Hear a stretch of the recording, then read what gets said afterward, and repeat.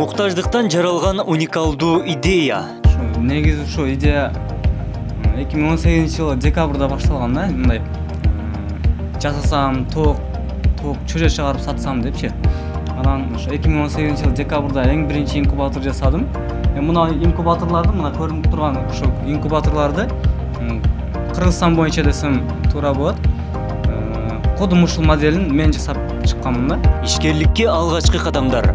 Мына адлерский порода деген жылына 250дөн 350 чейин тукум тоойт. Шартка карап. Үй шартында киреше табуунун жолу.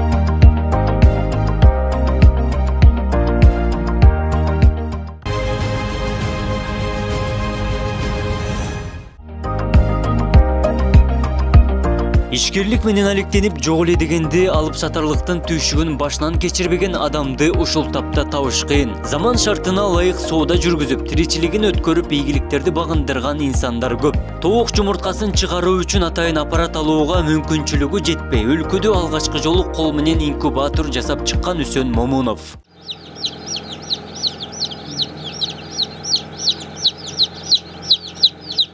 Үсөн Момунов 26 жашта Ош шаарындагы жогорку окуу жайлардын биринде медицина факультетинде 6-курста билим алат. Алгач студент болгондо жөжө чыгарып киреше табууну көздөгөн. 2018-жылы интернеттен колдоо инкубатор жасоону үйрөнүп, курулуш материалдарынан чакан гана кутучаны чогултат. Идеясы ийгиликтүү ишке ашып, жумурткадан жөжөлөрдү чыгарып сатыкка коет. Негизи ушул идея 2018-жылы декабрда башталган да, мындай жасасам, тоок чөже чыгарып сатсам депчи. Анан ошо 2018-жылы декабрда эң биринчи инкубатор жасадым. Мына инкубаторларды, мына көрүнүп турган ошо инкубаторларды Кыргызстан боюнча десем туура болот. Кодум ушул моделин мен жасап чыкканмын да. Анан баасы 4000ден сатабыз. 90 жумуртка батат. Ушундай. Ар күнү переворот деп коет, колду айландырат.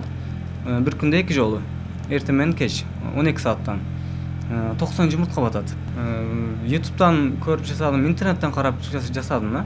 Анан чөжө багуу, тоок багуу эмес, идеясы быйыл жаңы келди да. Адлерский деген порода бар. Жылына 250дөн баштап 350ге чейин тукум тууйт экен да. Ошо тукум багытындагычы. Ошого Адлерский породадагы тоокко кызыгып, ошо чөжөлөрүн ачырып атабыз. Ушундай. Кийин келечектеги пландар тоок көбөйтүп, өзүбүздөн продукция чыкса, арзаныраак чыгат, ишеничтүү чыгат, качествосы жакшы болот да. Башка Кытайдан, башка мамлекеттерден алып келгенден көрөчү, арзандаган болот.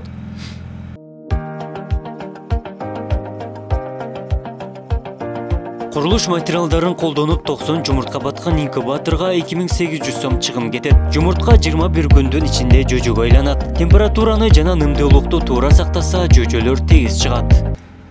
Инкубатор аппараты негизинен ушу пеноплекс деген материал бар, строительный, ошодан жасалат. Ар түрдүү размерде жасаса болот, 3-кө 3 деп коет, 3 деп коет, 2-лик. Бул 2-ликтен жасалган. Примерно 2,5 миң, ошо 2800ге жакын акча кетет материалыначы. Оңой эле, эгер жасайм деген эмелер болсо, кызыккандар болсо, үйрөтүшүбүз мүмкүн. Обычный эле лампочкалар менен ысытылат. Ичине 90 жумуртка батат мына. Ар күнү мынантип белгилеп алса болот, фломастер мененчи. Бир күнү эртең менен мунасын жогоруга каратып коет, кеч кайра ылдыйга каратып коет. Ушинтип бир күндө 2 жолдон айландырылат. Ушундай. Мына жерде поднос болот, атайын нымдуулукту кармап туруш үчүнчү. Ошо суу куюлуп коюлат ичине. 21 күндө ашып чыгат. Бул өзү терморегулятор деп коет. Терморегулятор биз настройка кылып беребиз. Ошол бойдон свет өчүп, кайра жаңандан кийин дагы иштеке мындай бузулбайт дагы тура берет. 37,2ден баштап 37,8ге чейин градуста туруш керек. Негизи көрсөтүп турат да баары. Ооба, бар жогун компьютер деп койсо туура болот ошо.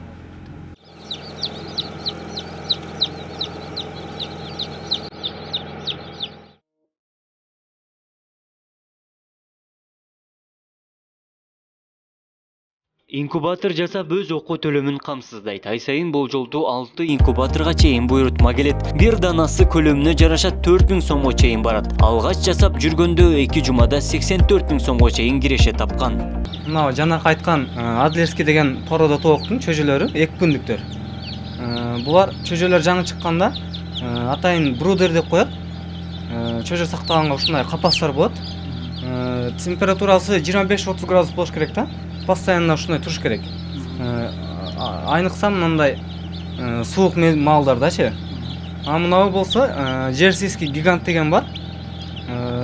7 килограммга чейин эт берет да. Ошондой породадагы тооктун чөжөсү. Бул азыр бир чыккан 1 күндүк чөжөлөр, 2 күндүк чөжөлөр. Ооба, жаңы эле ашып чыкты, 2 күндүк чөжөлөр. Ушундай болот. Анын башталышында G1 деген жемди берет да. Чоңоюшуна дагы жакшы таасир берет. Ашказандын иштешине, ашказан ичектеринин иштешине жакшы таасир берет, пайдалуу. Азыр канча чөжө бир чыккан болду? Азыр бул жерде 70 чөжө бар. Бир күндө ошо бир чыккан.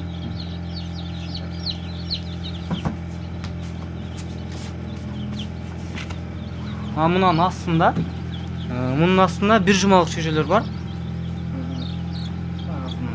Уже кичине чоңоюп, канаттары чыгып калган бар.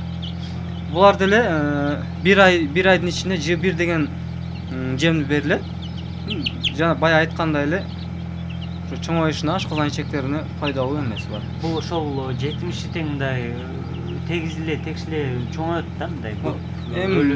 Ар түрдүү, кичине назиктери өлүшү мүмкүн, сууктан өлүшү мүмкүн, свет өчүп калганда ошо сууктан өлүшү мүмкүн да көбүнчөчү. Анан кээ биркилери жемине башка бир нерсе аралашып калган болсо, ичи өткү болуп, же суусу кайнабаган суу берилсе, ошондо ичи өткү болуп өлүшү мүмкүн.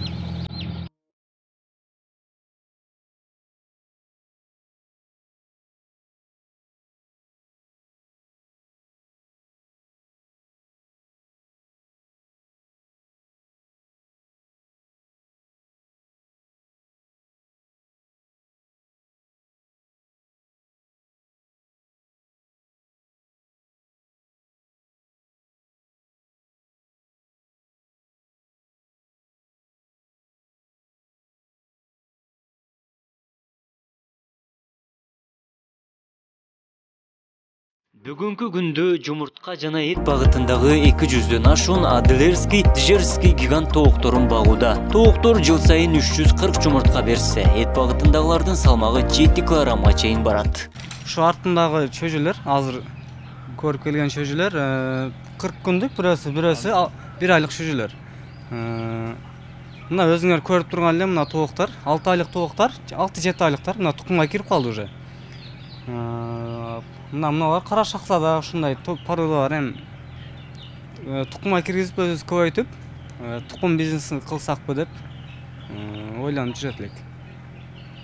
Ушу атайын мындай тукум тууганга жасап койгонбуз. Бардыгы ар күнү ушул жерге кирип тукум туушат эми. Турган жерине карап, жылуу суукпу ошонусуна карап, жемине карап. Анан кара шахзада деген бар, анан Джерсийский гигант деген бар. Алар эт багытындагы 7 килограммга чейин эт берет. Тез чоңоет. 6 айлык, 7 айлыкта уже 5-6 килограмм болуп калат да. Эт багытындагылар. Сиз кандай ошол тоок бизнесин баштагандарга же баштай тургандарга кандай баягы кайсыл порода азыркы учурда кайсы породасын алып өндүрүш керек, кандай кеңеш бересиз? Тукум багытында болсо, Лигорн деген бар, Доминант деген бар, Адлерский бар. Ушулар эң мындайча айтканда эң пайдалуу, көп тукум туй турган породалар да. Эт багытында болсо, бройлерден өтө турганы жок. Коп 500 деп коет, ошодон өтө турганы жок.